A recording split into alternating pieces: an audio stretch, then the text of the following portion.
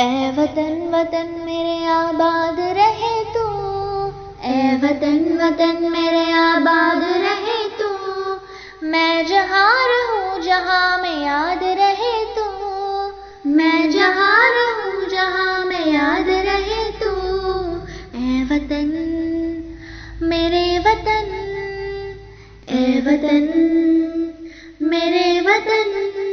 Abdul Kalam Azad. Maulana Abdul Kalam Azad was an Indian independence activist, Islamic theologian, writer, and a senior leader of the Indian National Congress. His full name was Abdul Kalam Ghulam Muhyiddin Ahmad bin Khairuddin Al-Hussaini Azad. Following India's independence, he became the first Minister of Education in the Indian government. He is commonly remembered as Maulana Azad. The word Maulana is an honorific meaning, our master, and he had adopted Azad as his pen name. Azad became an enthusiastic supporter of Gandhi's ideas of non-violent civil disobedience and worked to organize the non-cooperation movement in protest of the 1919 Rowlatt Acts. Azad committed himself to Gandhi's ideals. In 1923, at an age of 35, he became the youngest person to serve as the president of the Indian National Congress. In his articles published in magazines and newspapers, he always criticized the British rule and its activities. He was a journalist by nature who made his writing an ultimate weapon against the British rule in India. For his contribution in the freedom struggle, socio-religious harmony in society, and major work as an HRD minister, Birsa Munda was an Indian tribal freedom fighter, religious leader, and folk hero who belonged to the Munda tribe. He born on 15 November 1875 at Ranchi. His parents were Sugana Munda and Karmi Hattu.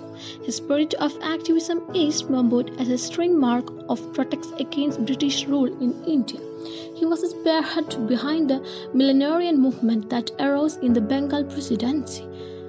Munda spent his childhood surrounded by Christian missionaries whose main mission was to convert as many tribal people as possible. He was advised by his teacher to enroll in the German mission school, but to get admitted, Munda was forced to convert to Christianity. He was renamed as Birsa David and later to Birsa Daud after the conversion. Birsa left the German mission school after studying for a few years. Between 1886 to 1890, Birsa Munda spent a large amount of time in Chaibasa in present-day Jharkhand, which was close to the center of the Sardars. This had a strong impact on the mind of the young Birsa, who soon became a part of the anti-missionary and anti-government program. From a Vaishnav monk, Birsa learned about Hindu religious teachings and studied ancient scriptures along with the Ramayana and Mahabharata. Birsa wanted to reform the tribal society, and so he urged them to let go of beliefs in witchcraft and instead stressed on importance of prayer, staying away from alcohol, having faith in God, and observing a code of conduct. Birsa Munda then founded a new religion called Birsait. The religion believed in one God and encouraged them to revert to their original religious beliefs. People started referring to him as an economical religion healer, a miracle worker, and a preacher. People belonging to Aron and Munda became convinced Brisatis, and many started referring him Dharti Abba, or Father of Earth. Through his religion, Munda also preached a strong anti-British sentiment and mobilized thousands of tribal folk to form guerrilla armies to attack the Raj. His slogan, threatening the British Raj, is still remembered today in the states of Odisha, Bihar, West Bengal, and Madhya Pradesh. The slogan was Raj Sitar Jana, Maharani Raj Tundu Jana, which means let the kingdom of the queen be ended and our kingdom will be established. Tandia Tope was born in 1814 in Yola, Nasik district of Maharashtra to Pandurang Rao Tope and Rukmabai. Tandya Tope was a general in the rebellion of 1857 and one of its notable leaders. He was born as Ramachandra Pandurang Tope to a Maratha Brahmin family and took on the title Tope, meaning commanding officer. Tandya Tope was one of the freedom fighters who fought against the British. He was a chief in the palace of Peshwa Bajrao. He was a close friend of Nana Sahib, the adopted son of the Peshwa. Tandya Tope held an important position when Nana Sahib was the successor after the death of the Peshwa. When the East India Company denied Nana Sahib a pension, Tope also became anti-British. During the riots of 1857, Tandya Tope fought alongside Nana Sahib. Nana Sahib fled to Bitur when the British army conquered Kanpur. Tandya Tope took over the leadership of the remaining army and set out to capture Kanpur from the British army. Although Kanpur was partially liberated, General Colin Campbell's army defeated Tope's army in the Second Battle of the Kanpur. The battle fought against the British along with Rao Sahib, the nephew of Nana Sahib, also ended in defeat. Tandya made General Windham to leave Kanpur and was involved in reinstating Rani Lakshmi to Gwalior. Tandya Tope, who was hiding in the palace of the Narwal King Mansingh, was captured by the British as a result of Mansingh's betrayal. He pleaded guilty to all charges against him by the British authorities. He was hanged on April 18, 1859. Devi Kuttimalu Amma. Kuttimalu was a freedom fighter and campaigner for Swadeshi and active member of the Indian National Congress. Twice a member of the Madras Legislative Assembly before independence and a tireless social worker. She belonged to the Anakara Vadagata house in Kutanal, which has produced several famous women, freedom fighters and social workers including Ammu Swaminathan, Captain Lakshmi of the INA, dancer Mrinalini Sarabhai and the former Lok Sabha member Subhashini Ali. Her husband, Koriburath Madhav Menon, was president of the Kerala Pradesh Congress Committee and minister in the Madras state. Kuttimalu volunteered to be part of the movement to promote khadi, or handloom cloth, against foreign imports. In 1930, she picketed shops selling foreign clothes in the city of Calicut the following year. In 1932, during the civil disobedience movement, she marched at the head of a column of women, holding her 2-month-old daughter in her arms. She was arrested for illegal public assembly and jailed. She appeared before the British magistrate at Kozhikode Court, where she was ordered to give up her baby. But Kuttimalu refused to let her daughter leave her side, quoting laws to support her arguments. Finally, the court had to let the child remain with her, even as she was sentenced to a jail term stretching to 1934. In 1936, she was elected to the Madras Legislative Assembly.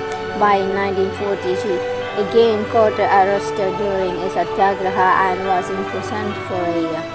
Some months after her release, she was again active in the Quit India movement of 1942 and was jailed for 2 years in the Amaravati jail in Tamil Nadu. Once released in 1944, she was elected president. Khudiram, glimpses of his life and achievement.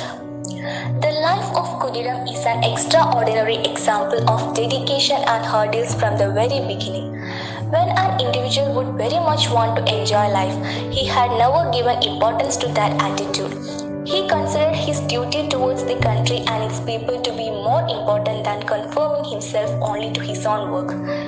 When India was desperately struggling for freedom, when the country was under the ruthless administration of the British rule, he joined with his headmaster Satyananda Basu for such a great cause.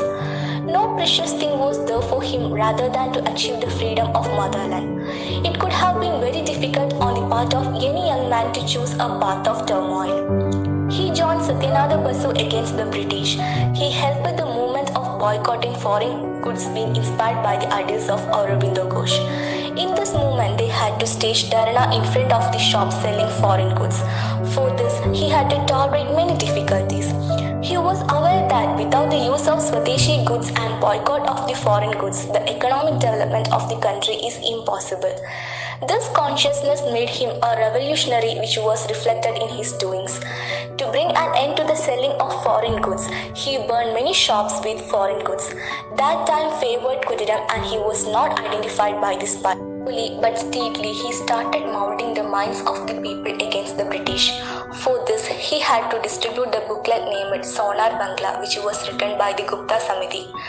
This booklet contained the British injustice towards the Indians. This work was delicately done by Kudiram, and while doing so, he was captured by the police force. This time, a case was filed against Kudiram and he was declared as the defaulter. But in this team, his age was only 14 and not old enough for the imprisonment. Kudiram's Gupta team joined with Sri Aurobindo. At that time, Sri Aurobindo published 2 magazines. One in English is called Bande Mataram and another in Bengali. These magazines aimed to create awareness about the English dictatorship and ruthless unlawful rule that was effective in that time and made many people to join the movement of Aurobindo. That was a headache for the British authority. For this, Sri Aurobindo was arrested by the British. Subsequently, Sri Aurobindo was released, but the printing authority, Bipin Chandrapal, was imprisoned. This incident made an impact on the mind of the revolutionists like Kudiram. During this time, the revolutionaries made plan to kill Kingsford, but the British administration came to know about the plan. The English government at that time transferred Kingsford to another place, Muzaffarpur, but the revolutionists wanted to achieve their aim by any means. This target was given to the bold, enthusiastic, capable, young, energetic revolutionist Kudiram. Do or die was the mantra for Kudiram at that time. He and his friend Prafulla Chakki were sent to Muzaffarpur to take revenge against the Kingsford. The revolutionists remained there and made plan to achieve their target. One day he bombarded the car of Kingsford, but in that car instead of Kingsford, the Kennedy family were traveling. Only truth of this world is death, but the deeds of those great people make them ever remembered. It was proved in the life of Kudiram, living only for 14 years, which proved his life's justification to the world. He will always continue to be the ideal of the entire country for his strong and indomitable zeal and personality.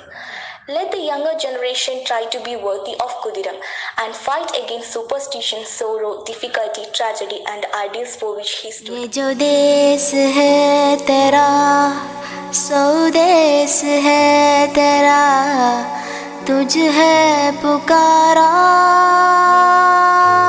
ये वो बंधन है जो कभी टूट नहीं सकता।